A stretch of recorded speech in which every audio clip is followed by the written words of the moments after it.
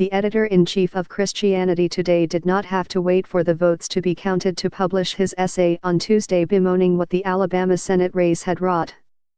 "Whoever wins, there is already one loser, Christian faith," wrote Mark Galli, whose publication, the flagship of American evangelicalism, was founded 61 years ago by the Reverend Billy Graham. "No one will believe a word we say, perhaps for a generation. Christianity's integrity is severely tarnished." The sight of white evangelical voters in Alabama giving their overwhelming support to Roy S. Moore, the Republican candidate, despite accusations of racial and religious bigotry, misogyny, and assaults on teenage girls, has deeply troubled many conservative Christians, who fear that association with the likes of Mr. Moore is giving their faith a bad name. "The angst has grown so deep," Mr. Galli said, "that he knows of many card-carrying evangelicals who are ready to disavow the label. The evangelical brand is definitely tarnished by politicization from whatever side," Mr. Galli said on Wednesday. "No question about it." He said that his readers seemed to agree with the thrust of his essay. The main criticism he received, he said, was one he agreed with, that he should have made it clearer that he was referring not to all Christians, but to evangelicals in particular.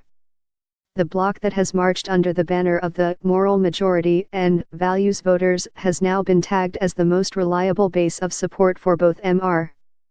Moore and President Trump, two politicians who are known for fanning racial and religious prejudices and who stand accused of sexual harassment by numerous women, accusations that each man denies.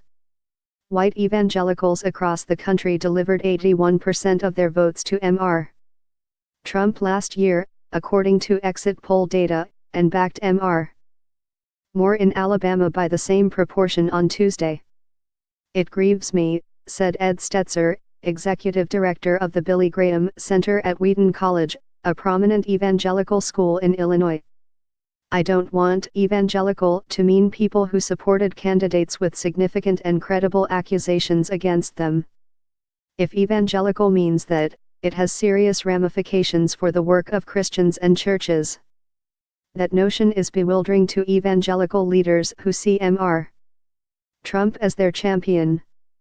They say that Mr. Trump has given them more access than any president in recent memory, and has done more to advance their agenda, by appointing judges who are likely to rule against abortion and gay rights, by channeling government funds to private religious schools, by recognizing Jerusalem as the capital of Israel, and by calling for the elimination of the Johnson Amendment, which prohibits churches and charitable groups from endorsing political candidates.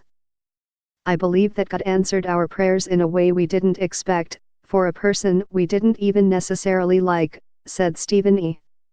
Strang, author of God and Donald Trump, and founder of Charisma Media, a Christian publishing house. "Christians believe in redemption and forgiveness, so they're willing to give Donald Trump a chance," said Mr.